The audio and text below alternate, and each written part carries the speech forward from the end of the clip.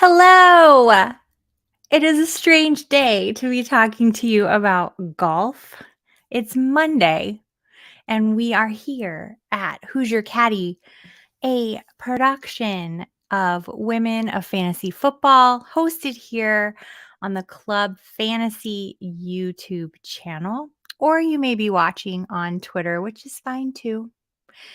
I am super excited because I have a special guest today who's become a friend on Twitter that I get to vent all of my crazy things to. Also, we're talking about golf, the Farmers Insurance Open, which kicks off on Wednesday. So that's why you're watching us today, because normally we'd be on Tuesday, golf would happen on Thursday, but that is not what's happening this week. So let's just get started by saying, yay, 3 weeks of good picks. If you were putting them in your lineups and putting them in the right spots, you're winning. And how do I know you're winning? Because I'm winning. I may not be winning a lot. I'm testing a lot of various methods. This is the first season that I've actually kind of done that. I'm testing different lineups, different tournaments, a lot of people, a few people. And you know what? I really think I'm on to something.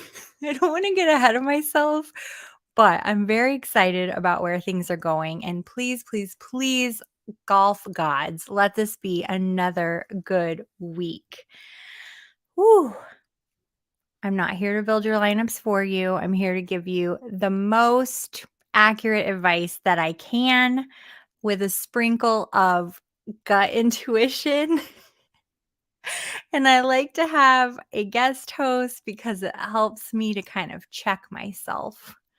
Before I introduce our guest, this week's tournament is the Farmers Insurance Open. It is at the historic and wonderfully magical Torrey Pines Golf Course on January 25th through the 28th. So as I mentioned, that is a Wednesday through Saturday.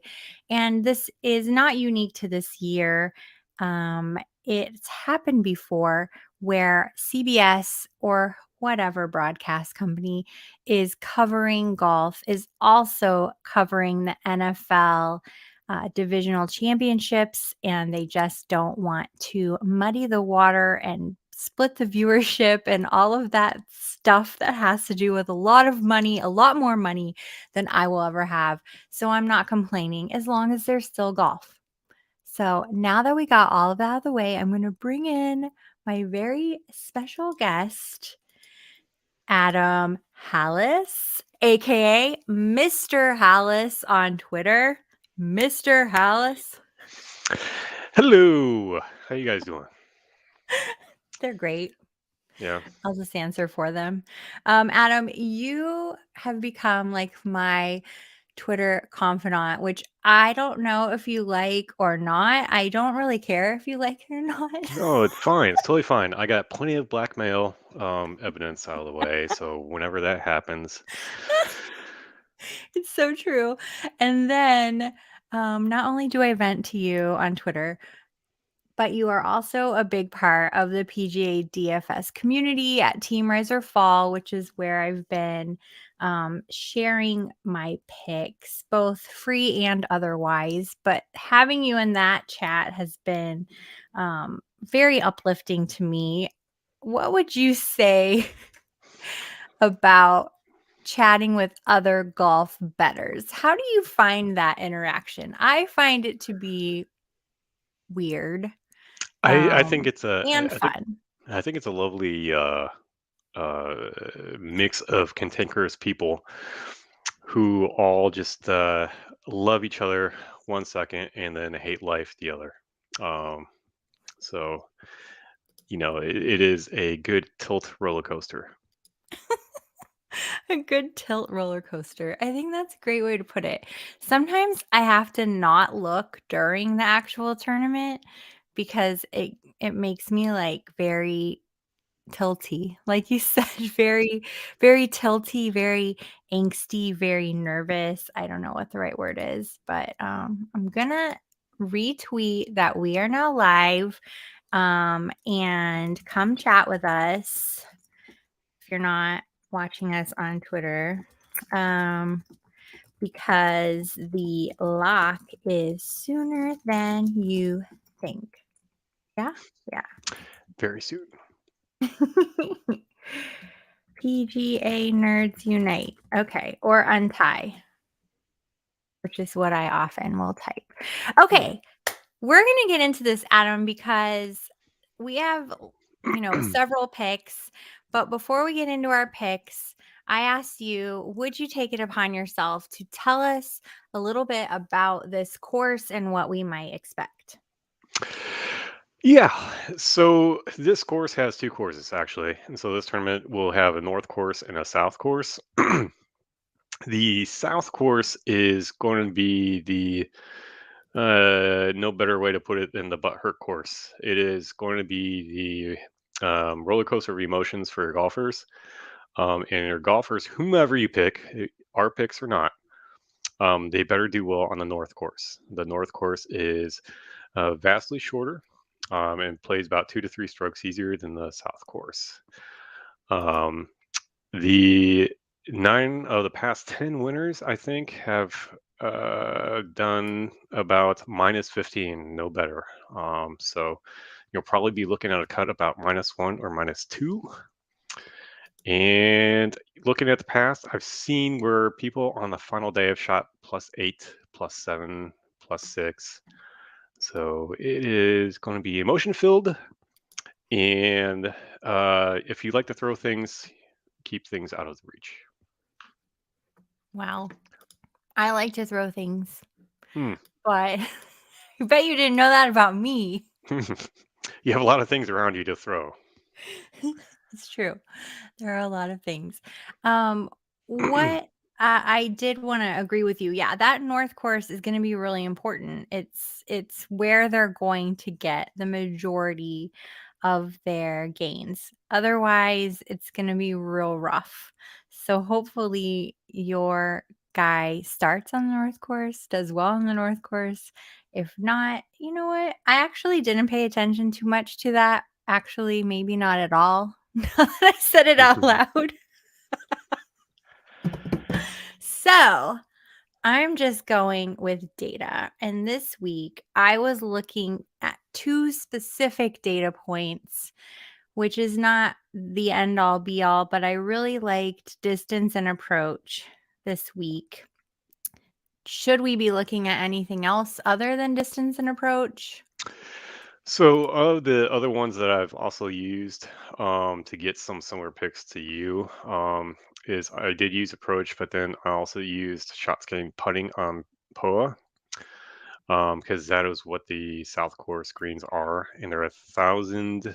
I think they're 1,000 square feet smaller than the North Course.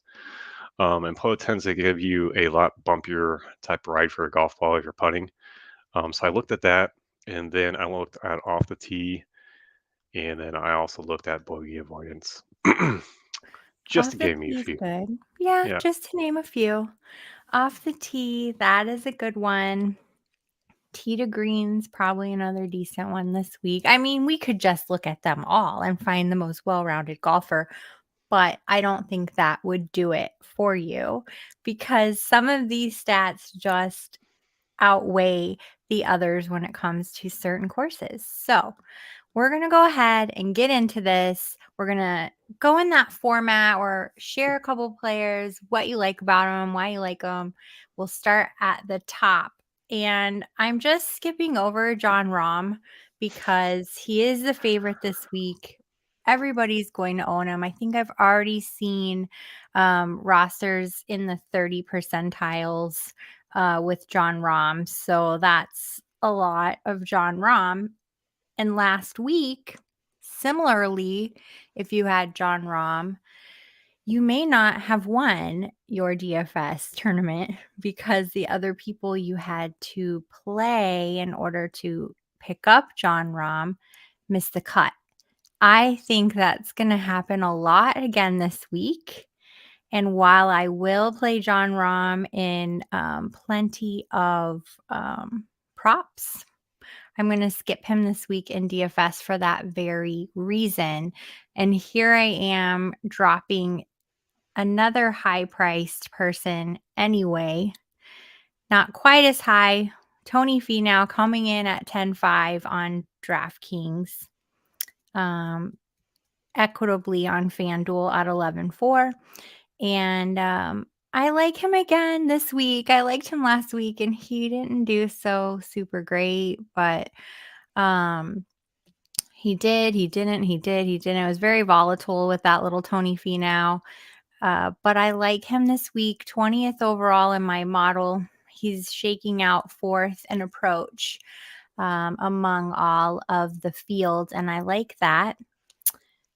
He also is long off the tee, and I like that. What I could see right now, my rostership tool kind of took a dump in the middle of my research, and I was seeing that he's around 10% ownership, rostership, as I've been really practicing saying, and that's probably the highest we're going to see outside of ROM. There's a lot of players this week. There's a lot to go around. And with everybody putting their eggs in the ROM basket, I think we're going to see a lot slightly lower rosterships all around. So I like Tony Finau again this week. He's played well here. He has good course history, and he's been playing well.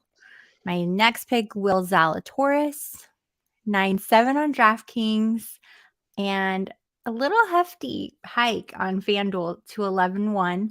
Still pretty healthy there, but he's not ranking well in my model, Adam. I don't know why either, but he's coming out at 45th. 45th is not terrible, but it's not great in my model. The reason I'm going to go ahead and stick with this pick is he's out to win, and I've been hating on him for no particular reason other than I used to hate his haircut. I mean, if there's anyone that you should hate on their haircuts, Aaron Baddeley. It's not Will Zalatoris. Well, Will Zalatoris is growing up these days. He's looking like a little bit more like a man and less like a bad-haired, bleached out, crazy-haired boy. He also has course history here that's not terrible, and he has got really good recent play. He's, like I said, he's out there to win. I've used my secret course tool that I'm not telling anybody about. He's shaking out good there. And even though I'm not getting all of the validations that I typically like to get, I'm going to go ahead and stick with Will Zalatoris in that top tier. What about you? Well, I had those same two picks, but I'm going to. I That's okay. know. It's okay. Tell us why. Because they're good. They are good. Both of they ended up both pretty well in my models. And Will Zalatoris does have a good course history here, and he is long off the tee. And one of the things that we'll need is that power off the tee, not only in the tee but in the thick rough. So you're going to need that club head speed to get out of there. Otherwise, they're going to be chipping onto the fairway and then approaching from there. So I do like Will Zalatoris. Despite his hair. Despite his hair, but he's grown up. It's true. He's a big kid now. He's a big kid, all grown up. Hello, good evening, Caesar. Caesar.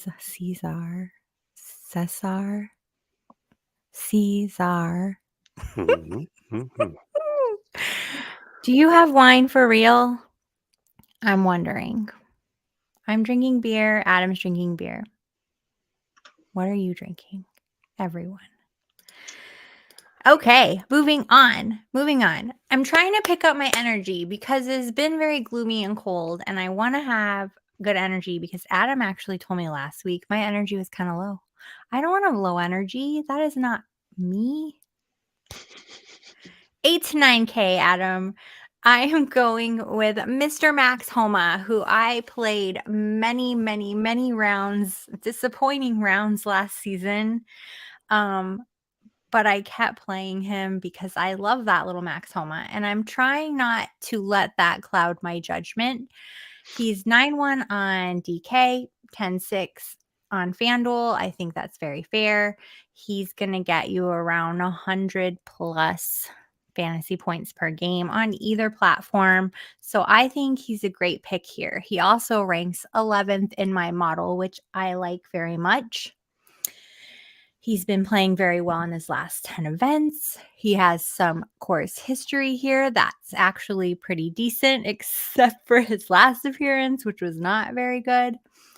Yeah, I like it. He's 305 off the tee. We're going to need those yards. I think anybody over 300 yards, you're probably going to need that guy. And Max Homa, for me, is that guy. Are you sure? I think so. Okay. Yeah, I think so. I'm going with him. We're doing it, Max. You hear me? We're doing it. Doing it live. Oh, boy. Jason Day coming in on my second pick, 8 to 9K tier, 8-8 on DraftKings, 10-5 on FanDuel, which I found to be quite surprising. So I likely will not be playing Jason Day on FanDuel. He's not the best when it comes to points, but he's going to make the cut. Jason Day is a former winner at Torrey Pines, so I like that. He seems to be rehabbing well. He had this horrible back injury, and it comes from this amazingly strong, long, man, golf gets a little saucy, strike off the tee. And yeah, he's driving again over 300 yards. And with my super secret course tool, he shakes out really, really well. I like it more and more and more every time I look at it. So tell me who your next tier picks are. Well, I'm surprised you're not talking about, Justin Thomas. His wedding and marital, theory. That's why I'm not talking about Justin Thomas. I do have a theory. It is a theory of, I would say, a theory that's been proved over and over and over again between Rahm, Spieth, Rory. I will go as far as Matsuyama, probably even Morikawa, who choked a tournament away. Yep. Married the day or that week of. So I am not going with Justin Thomas this week because he just got married and I think it's bad juju. Just wanted to get that elephant out of the room. My picks are Taylor Montgomery is my first up. I almost went there. Did you? I did. 307 off the tee, and he's got a pretty good driving accuracy to it. Not that driving accuracy matters on this course, but to back it up with a distance. And of the people that will be playing on and putting on the POA greens, he ranks probably the top. Like he's gained almost 2 strokes on his putting on POA. So he is my number one choice for this little section here. And then I do like Taylor Pendrith or Hayden Buckley. Hayden Buckley has been playing well, does not have good course history here, but he's trending in the right direction with a shots gained total off the tee. His putting's been doing well. I think he does well here, 304 off the tee. So I think he does it here.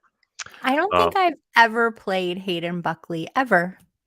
You know what? That should go in one of my testing lineups.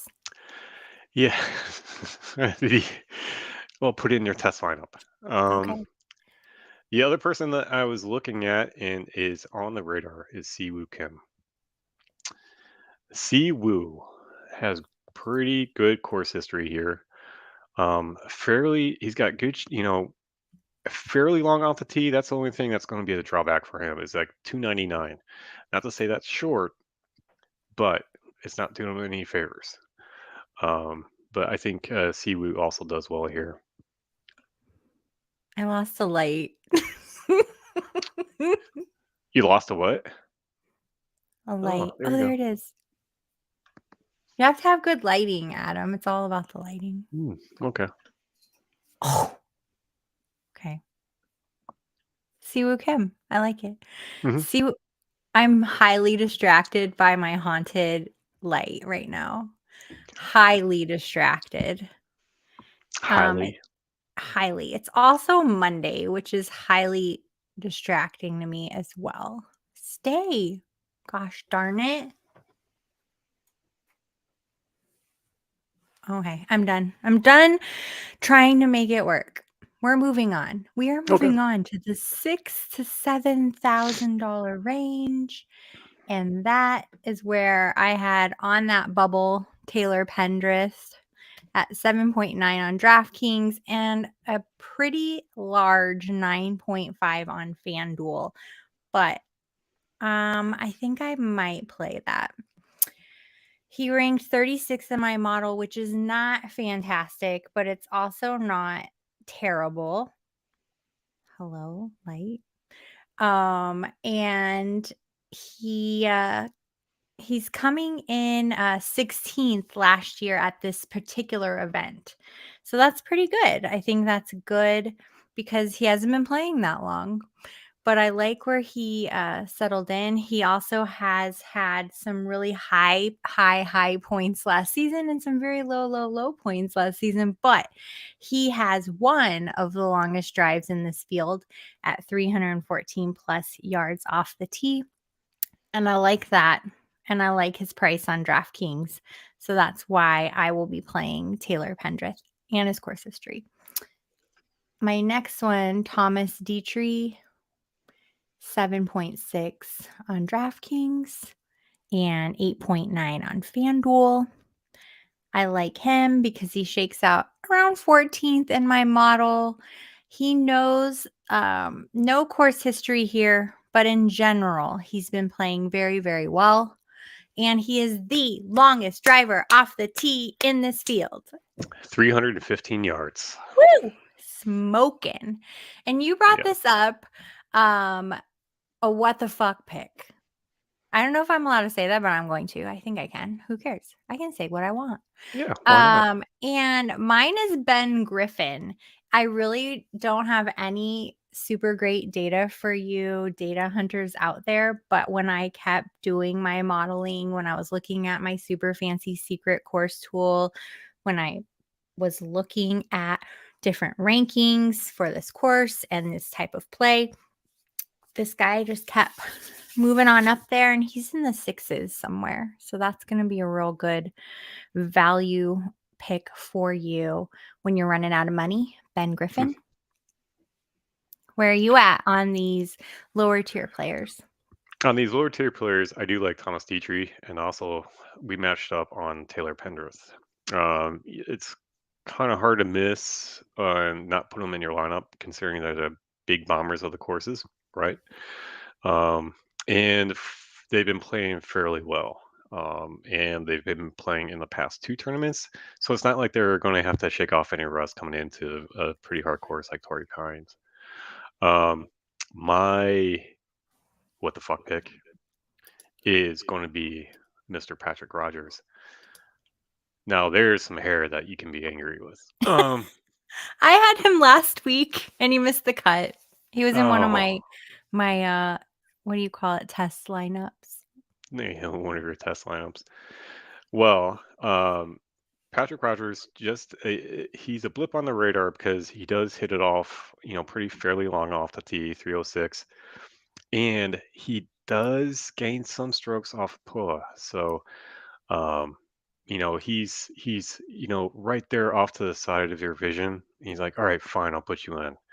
And so Patrick Rogers can be if you're trying to jam John Rahm into your lineup and you need somebody that's fairly cost efficient, I'd look at Patrick Rogers. I like it. I like it because I liked it last week.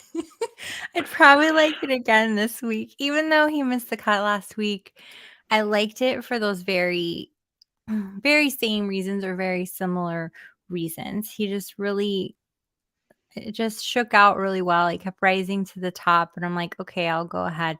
Not to the top. Let's not get crazy now. Yeah.